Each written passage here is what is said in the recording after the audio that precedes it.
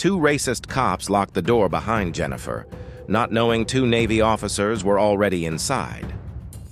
Jennifer Price thought she was alone when she locked the store doors that night, but two officers walked in anyway, and one of them quietly flipped the lock behind her.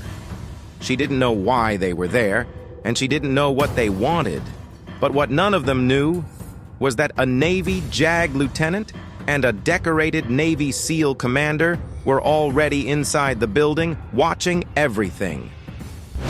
It was 10:42 p.m. in Brookside, California, a quiet working-class town where nothing big ever happened, at least not on the surface.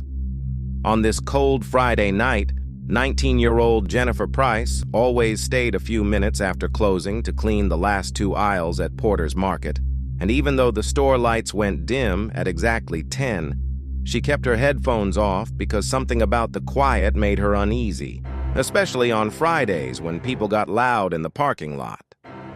That night, she held her breath when she heard the automatic door chime, even though she knew she had already locked it from inside, and she turned slowly, expecting it to be her manager coming back for something he forgot. But instead, she saw two white police officers stepping through the entrance with the confident walk of men who believed every room belonged to them. She didn't recognize them, but they moved like they recognized her. And that made her heart thud harder than usual, because their eyes lingered too long, and their smiles didn't match anything friendly. Jennifer stood straight, even though her hands trembled a little and said they were closed. But the taller cop waved his hand dismissively, saying they had a few questions, and the shorter one locked the door behind him without asking. Something deep in her stomach twisted at the sound of that click. She had been followed before, questioned before, judged before, but this felt different, heavier, more intentional. They kept stepping closer, not respecting her space, and one of them asked why she looked nervous. She said she wasn't, but her voice betrayed her. He smirked and asked where she kept the safe, and she realized then that they weren't here for questions. They were here to intimidate, maybe take something, maybe blame something on her. Her breath got tight because she was alone, and her phone charger had died earlier, so her battery was at 3%. She didn't want to reach for it because she knew how that looked when you were young, black, and outnumbered. She took a small step back toward the counter, hoping to put something solid between them, but the shorter cop stepped into her path, pretending to inspect the shelves while blocking her escape. The taller cop asked her name, even though she wore a name tag, and when she answered politely, he repeated it slowly like he wanted to make her feel small. Jennifer tried to keep calm, reminding herself of her mother's voice telling her to breathe, telling her not to panic, telling her to survive situations that weren't fair. The taller cop asked if she had ever been in trouble, and before she could respond, the shorter one decided to search the aisle nearest to her, knocking over 2 bags of chips just to watch her flinch. Jennifer said again that they were closed, that her manager would be back any moment, but they laughed like they knew she was lying. Her heartbeat echoed so loudly in her ears that she almost didn't hear the next sound, the soft, controlled tapping of boots on the store's polished floor from the back aisle. Both officers turned, expecting a customer or an employee, but instead 2 men walked into view wearing uniforms that carried the type of authority the officers tried to imitate but never truly possessed. Captain Nathan Stone Aldridge, a black Navy SEAL commander with a built frame, calm posture, and a gaze that could silence a room without raising his voice, appeared first. His uniform was crisp, immaculate, and his presence demanded respect. Beside him walked Lieutenant Marcus Hale from the Navy Judge Advocate General's Corps, also black, also in uniform, sharper and younger but carrying the legal precision of someone who could dismantle an entire department with a single well-documented report.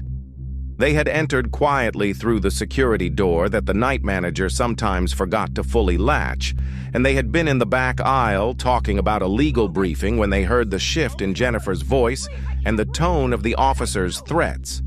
Captain Aldridge assessed the scene instantly.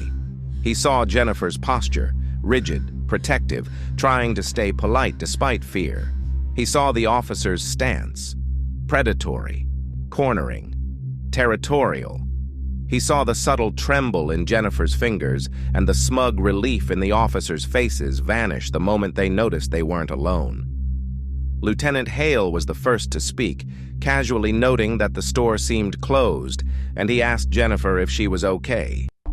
She nodded, but her voice caught in her throat before she could form words.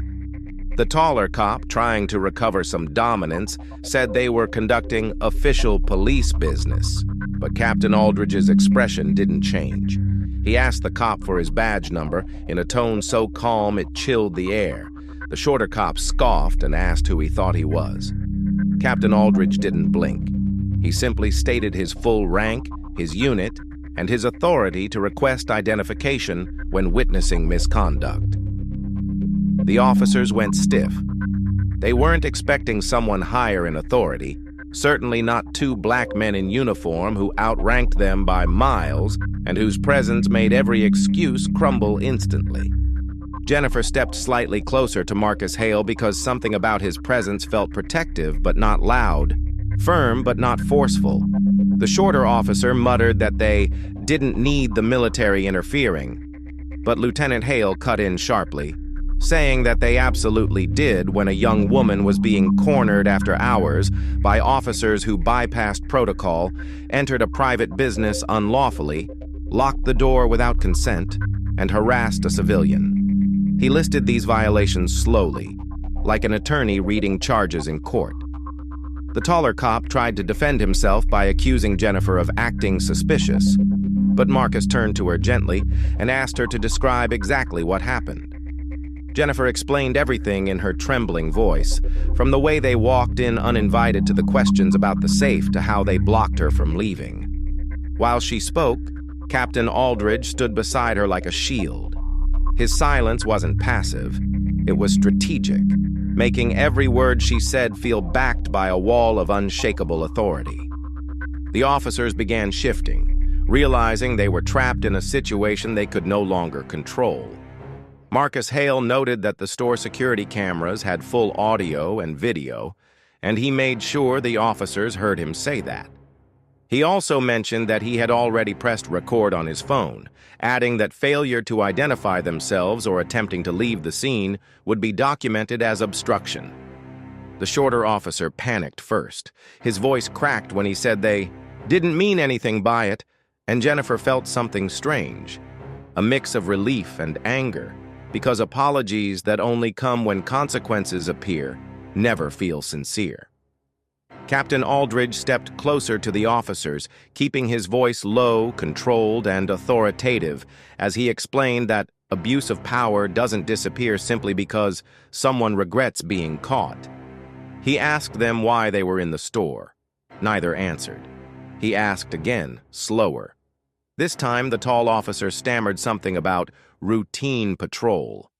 Marcus nearly laughed. He said routine patrol didn't include entering locked businesses after hours without a warrant.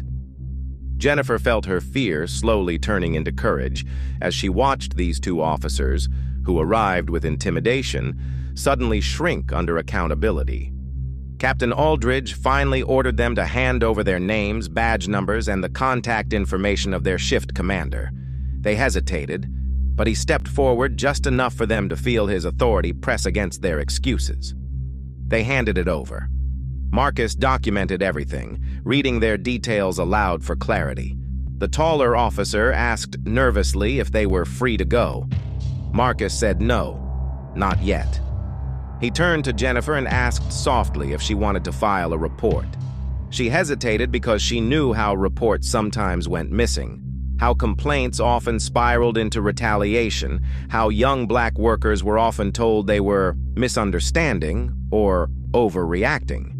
But Marcus reassured her that he would personally forward her report to the appropriate oversight division and CC the Navy legal office, ensuring it wouldn't vanish into a drawer. Jennifer nodded. Then something inside her cracked open, a frustration she kept buried for years. Her voice shook, but she told the officers exactly how they made her feel. How she grew up watching her older brother get dragged out of a car for nothing. How her mother taught her to keep her hands visible at all times. How she rehearsed every interaction in her head before speaking. How she tried every day to avoid situations that could turn dangerous simply because of her skin. She said she wasn't weak. She was aware. She wasn't dramatic. She was cautious. The officer's eyes dropped to the floor because there was no argument left to make. Captain Aldridge stood beside her, his presence reinforcing every word she said. Marcus Hale stood in front of the cops, ensuring they listened. Jennifer realized in that moment that she wasn't speaking just for herself. She was speaking for everyone who carried fear in their daily routines. The officers apologized again, quieter, smaller. Marcus wrote their apology in his notes, adding every detail because this time it would be documented correctly and thoroughly. When he finally dismissed them, the officers walked out without the swagger they came in with. Their departure felt like a release of pressure inside the store, like the air had shifted back to normal. Jennifer sat on a stool behind the counter because her legs felt weak. Captain Aldridge gently asked if she needed water, and she nodded. Marcus checked the entrance and reassured her that they would stay until her manager arrived. They didn't treat her like a victim. They treated her like someone who deserved safety without needing to earn it. Jennifer breathed slowly, letting the tension leave her body inch by inch. She asked why they were even in the store that late, and Captain Aldridge explained they had been finishing a briefing, reviewing some documents before a training weekend, and they stayed because the manager sometimes gave military personnel a small discount for late-night supply runs. It was random luck, but Jennifer didn't believe it was luck. She believed God, fate, or something greater didn't let her stand in that store alone tonight. Marcus Hale checked the time and said he had already emailed the incident report draft. Captain Aldridge told Jennifer that she had handled herself bravely, not because she wasn't afraid, but because she didn't let fear silence her. Jennifer felt tears burn her eyes, but she wiped them quickly, embarrassed. Captain Aldridge told her not to apologize for emotion. She wasn't weak. She was human. And she deserved better than what those officers tried to inflict on her. When her manager finally arrived, confused and alarmed, Marcus explained everything in detail. Her manager apologized profusely for leaving her alone. Jennifer shook her head, saying it wasn't his fault, it was theirs. Captain Aldridge left her with a number to call if she ever felt unsafe again. Marcus assured her that the complaint was already in motion, and this case wouldn't disappear quietly. When they left the store, Jennifer watched them walk out together. Two black officers in uniform, standing tall, representing strength, intelligence, and justice. She felt something inside her shift. She wasn't just relieved, she was empowered. That night, while lying in bed replaying everything, Jennifer realized she had survived something meant to break her, and she didn't survive because she stayed silent. She survived because she was seen, believed, and defended. She survived because two men who understood the weight of injustice refused to let intimidation win. And that truth stayed with her long after the fear faded, becoming a reminder that her life, her story, her voice mattered, and always would.